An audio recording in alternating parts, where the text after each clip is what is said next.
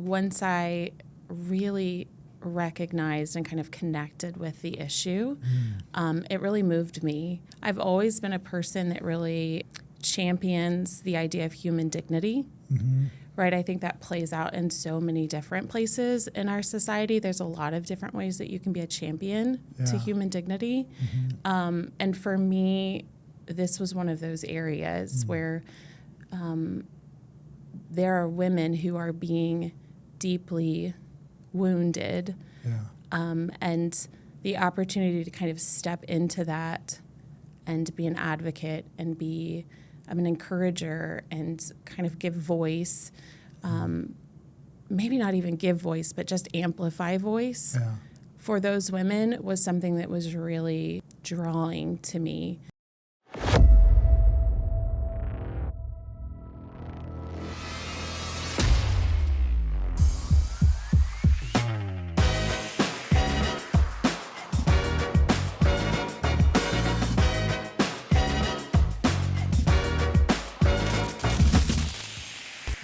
Welcome to The Movement, a podcast to resource, empower, and develop leaders in the fight against human trafficking. Today we have a very special guest, Christian Clawson. Hi, good morning. Hi, thanks for coming. Yeah, it's my pleasure. I'm glad to be here. What is it? Give me a quick version of what you do. Yeah, so I work for Refuge for Women, specifically the Texas Gulf Coast location, so the greater Houston area location. I'm the development director. Yeah. So grant writing, donor conversations. You started with grant writing. It was like, oh my goodness, that's the hardest thing. That's why I started there. Oh, okay, Get it out of the way. Go on. Let's get it out of the way. Move on. Yeah, funding strategies, supporting the programs that change lives. Basically helping the program exist is the way I look at it. That's exactly right. Fueling that program. Well, really just being the facilitator. Yeah. The community is the one fueling the program, but just right. But relationships. It's an important part of funding, I assume. Yes. Right? Yeah. So basically, no money, no program. Yes. So that's what I meant, is that it's an important role, important part of it. And Refuge for Women, they are a refuge for women. Yeah, so we're a national organization that serves adult female victims of trafficking through our residential programs. So we have 11 homes throughout the nation. 11 homes. 11 homes. Yeah. Wow. Yeah. That's a lot. It is. It is. I think one is a lot. Well, and unfortunately, it's a very underserved population, and the need for residential programming is great. Yeah, it is. Do you know any interesting facts on that side? I've heard lots. I'm just trying to think. Is there something to help people understand? Assuming someone knows nothing. Yeah. Trafficking. This is mostly sex trafficking or all trafficking? So it is sex trafficking. Okay. Also, something that's unique to Refuge is that we serve women who are considered sexually exploited. So that would be women who would identify as working independently, saying that they have not been trafficked but been working in the sex industry. Mm-hmm. Okay, so what they call renegade. Yes. So Yeah. Look at me knowing words. Yeah, okay. Very good. So 11 houses, big organization, based city. Did they start somewhere? So we started in Kentucky. I knew they started somewhere. That was ridiculous, but hey. Yeah, we started in Kentucky. Now we are in 5 metropolitan areas. Okay. So Texas, we're large enough to get 2. So we have our greater Houston area, and then we have our North Texas location, which is in like Dallas-Fort Worth area. Also a Red M hub. So Yeah. I was just up there doing a dinner. It's awesome. Yeah. And you are from Kentucky? No. I just made that up No. too. See? I am what I call a reluctant Texan. Why? I may make some enemies there, unfortunately. So I was born and raised in the Houston area. I hate the weather. Hate is a strong emotion. Absolutely. Welcome to Therapy with David. I hate the weather.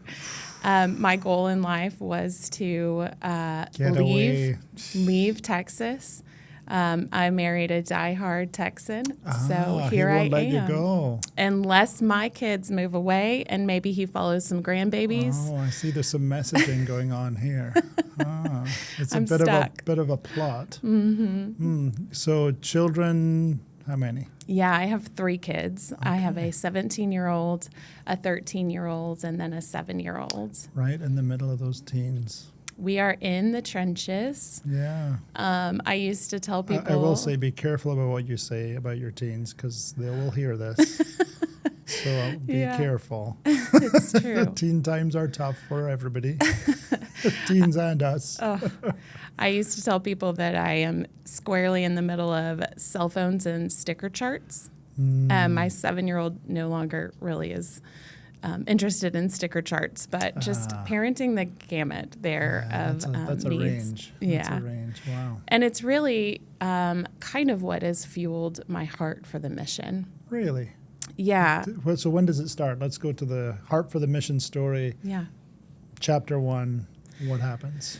So before my first was born, my youngest was born, so about 8.5 years ago, a ministry came to our church that was doing work in anti-trafficking, and they showed... Are you allowed to say who they are? Is it some secret? To be honest, David, I don't can't remember. Oh, my goodness. I don't remember. Whoever they were, let's never remember because that would be terrible. Remember those? I don't know what they did. I don't know who they were. Okay. You were just moved by the subject. I was moved by the documentary they showed. Okay. And I can say that was nefarious. Oh, okay. So a great documentary. I know it, yeah. Really opened my eyes to the realities of trafficking and kind of the idea that it was happening here. Yeah. Right? I think Which so it was many a times. local documentary, right? Nefarious, or was it not? It really highlights here in the sense of the United States. Okay, so it's around the United States. Mm-hmm. Okay. Mm-hmm. And do you recommend that as a starter for anybody if someone's because people ask this all the time, what should I read? What should I see? Nefarious. Yeah, I do recommend it. Okay. It's pretty intense. Mm-hmm. So it changed my life. Yeah. Right, it really opened my eyes, and I think sometimes once your eyes are open to something, it kind of requires you to take a next step, and so.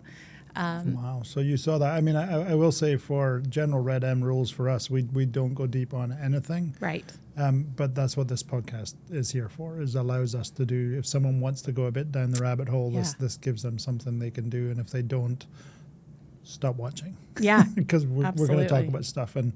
So that's okay, just to give you kind of ground rules on, we generally don't talk much about anything, but yeah. So, okay, so you're in church, you see it? Is it a side event? Is it a...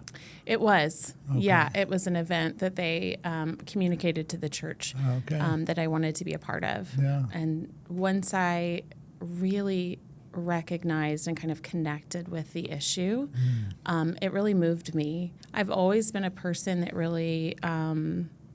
champions the idea of human dignity, right? I think that plays out in so many different places in our society. There's a lot of different ways that you can be a champion to human dignity. And for me, this was one of those areas where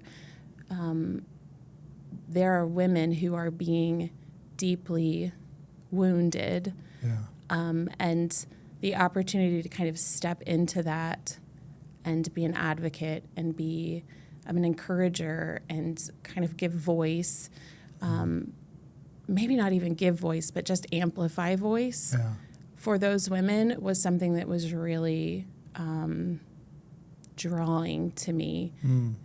Did you, in the process of watching, horrified or is it a deeper something?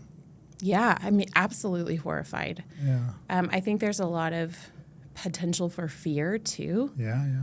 Right? It's a scary subject, yeah. Oh, it's terrifying. And so that so fear, you can sit with that fear and you can be immobilized by that fear, or you can take one small step, one piece of ownership of what are the ways that you can be involved in that. So what for me?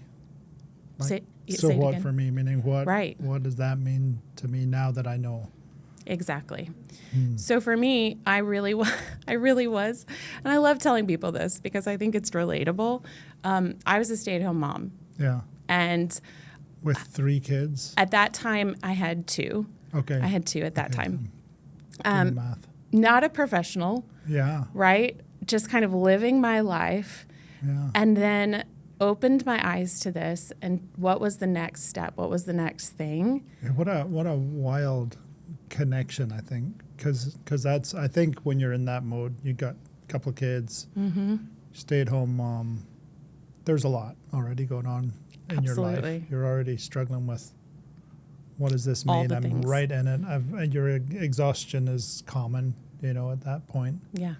And you hear something, and was it it must have been an and in your life, like, yeah, you're a stay-at-home mom and. Wow. Yeah. And it gave me capacity to, in the margins, I mean, again, so busy, right? There's no space. No. There's no but space. I found that space. That time, like we all know that time. I call it the time where people say, hey, do you know this band? I'm like, children. No, the years that the children are little, you don't know any band. You don't know who you are. Yeah, that's exactly right. It's a tough time. Yeah, it's like a merry-go-round. Yeah. Right? Yeah, you're just I'm alive. That's a win. Yep. Yeah. And this became something that I was really passionate about. Wow. And so for me, the journey started really as awareness, and then I volunteered. Yeah. What was your first volunteer thing? My first volunteer thing was with Elijah Rising, actually. Okay, yeah. So they are very dear to my heart. Yeah. And part of my journey of just walking that out and understanding how I can bring my gifts and talents to make a difference and empower these women who need a second chance, right? Who need people to advocate for them. What did they ask you to do? So I started in their doing their interventions. Oh, wow. So actually on the deep end. On the street, I dove right in. Wow. That's kind of my personality. Yeah. So I did. Unafraid, I dove right in. Or afraid and still diving in. Afraid and still diving in. Wow. I think that's my life mantra for sure. That's the T-shirt you're going to get made. Yes, absolutely.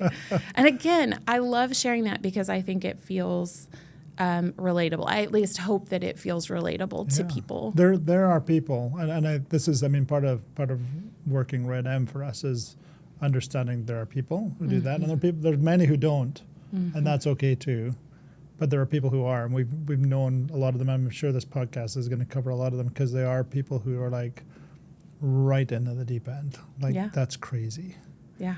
At a time when your resources personally are low. Wow. How'd that feel?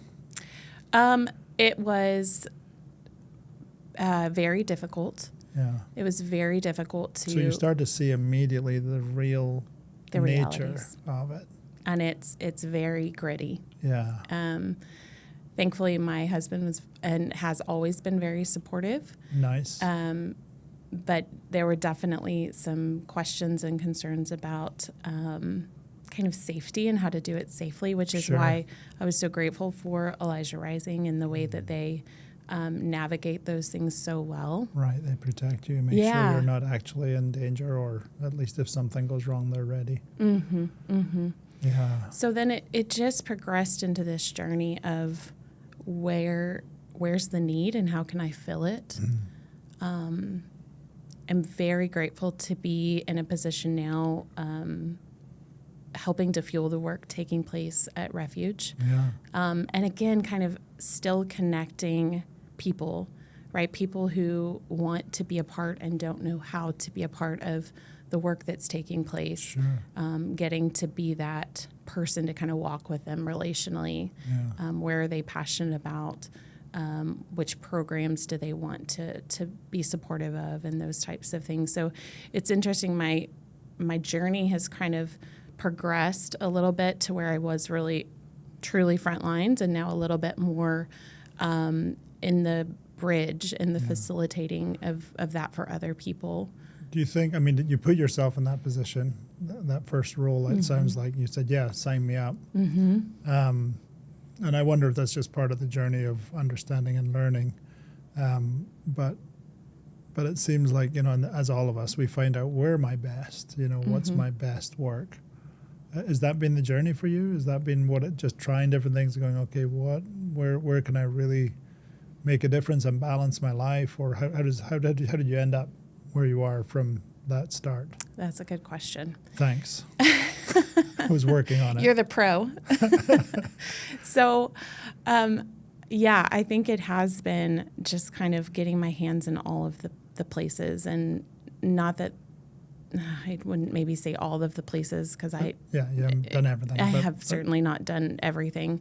But trying different things. Absolutely. And what I've learned, not just in this work in the movement, but just in life, is it's very important to consider things in seasons. Yeah. Seasons come and seasons go. I do think that one of the things people may not realize is exposure. The people who go through this, it's a long journey out because they've been fully exposed to the experience. But being close to the experience also has a lot of associated trauma and things that you go through, and the ability to do things for a long time.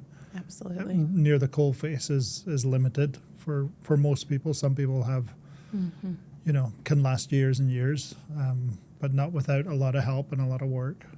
Absolutely. So I'm sure I think you had to go through the first thing.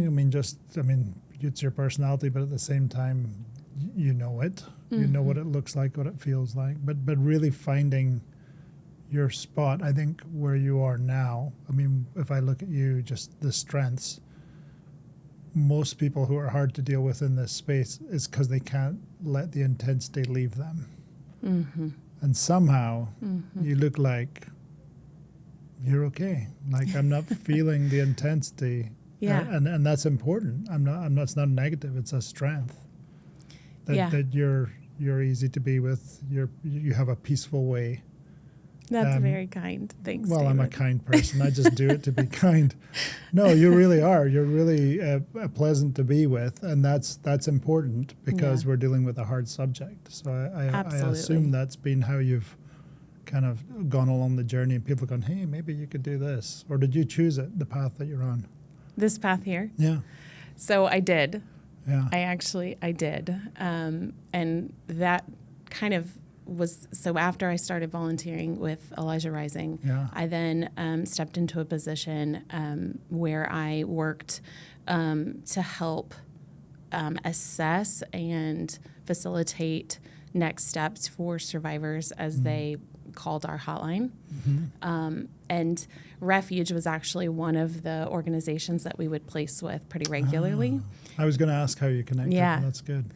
Yeah, so I knew that Refuge had a really great process. And so when the position that I'm in now became available, I was very excited to be a part of the organization because they are affecting change on a national level for the survivors. Probably, I don't know if there are equivalents for Refuge for Women with that kind of size. I don't think that there are. I don't think so either, which is why I brought it up. I think that's a unique place to be, to successfully be multiplying. Yeah, and it is a really great model for the women that we serve because they have the ability to kind of apply at a national level for our residential program homes.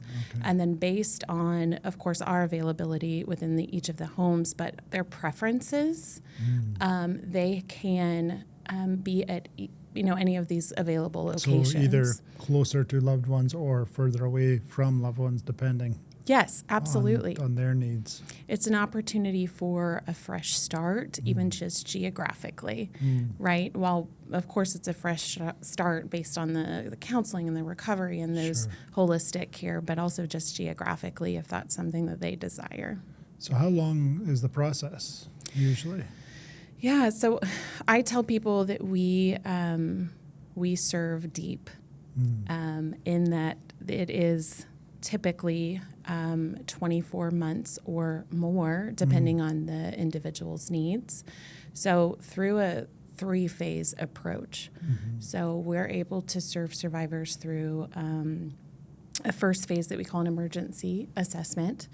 So we have a couple of those locations throughout the U.S., and that's up to 90 days.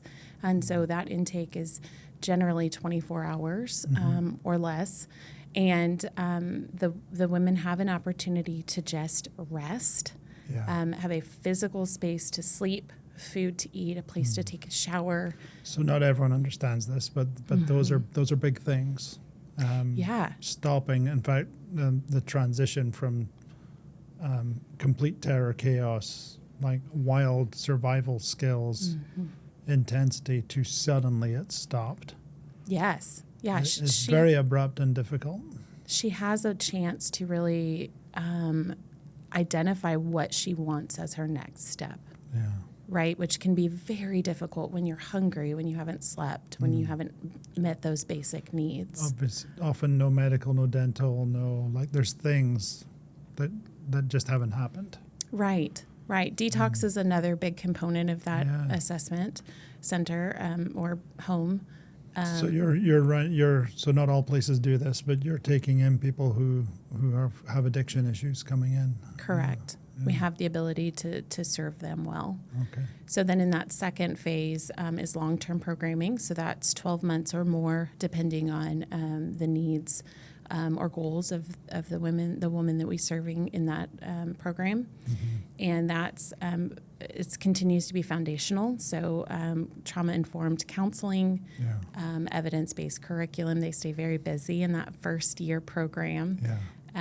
Mental health. I said yes, but evidence-based curriculum, what does that mean? Oh, that's a good question. So we are using program curriculums that have been proven, that have been tested over time, that have been shown to be helpful to address complex and chronic trauma, which are components that most women who've been trafficked, man or woman, right, will encounter. Okay, thanks. Yeah. Also addressing medical needs, dental needs, you mentioned that earlier in that first year program.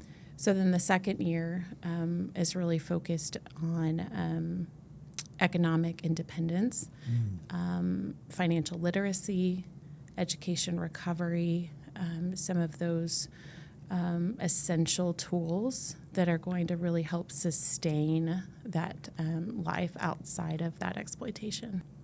Some will know this already watching, some don't. So the 2 phases, first kind of recovering the person. That's a great way of saying that. Second, equipping the person to have a life that so the idea for others to understand is that a person coming into this has been depleted of their identity on purpose. These are very purposeful engagements, and then ultimately made sure that they can't run a life as a method of retention. Is that accurate? Absolutely. Spot on. Yeah, okay. Cool. And then so that's a 24-month plus. Expensive. Yes. I think that can be sometimes difficult to kind of put your finger on or kind of understand, but it is very expensive. But it is very worthwhile. I think for people to understand, if you think to what we just said, the work that's being done, it's almost an ICU that you're running. Absolutely. That's an expensive game. To look after medical, to look after everything, and to work on recovery, and then do it in a healthy way. And so, and I don't say that to just say, hey, please give money, which sure, give money, that's okay. But there's probably service donation as well. I would imagine doctors, dentists, anybody who can jump in and pro bono is a good thing, right? Absolutely. We've been very grateful the last couple of years. We've had professionals that have donated, just like you said, medical, dental, chiropractic care.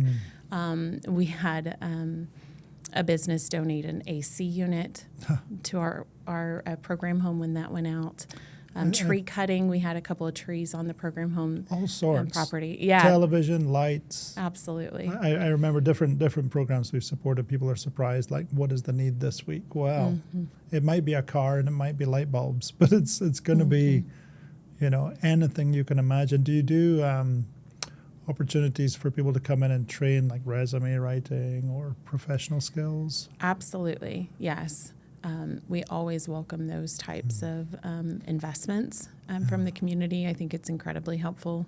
We also partner with other local nonprofits to bring in some of those resources and help support as well. So how do people find you? Not you personally. I mean, like, don't give your address right now. That's No. not the kind of thing we're talking about. This is Refuge for Women. So you can find us. I think the best place is probably online. Yeah. It's just refugeforwomen.org. And that is a great starting place because you can kind of see the big picture mission vision of the organization and then the different locations.